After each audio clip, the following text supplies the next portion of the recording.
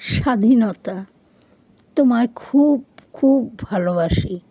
প্রতি বছর 15ই আগস্ট তুমি আসো। এই দিনে তোমায় আমরা স্মরণ করি।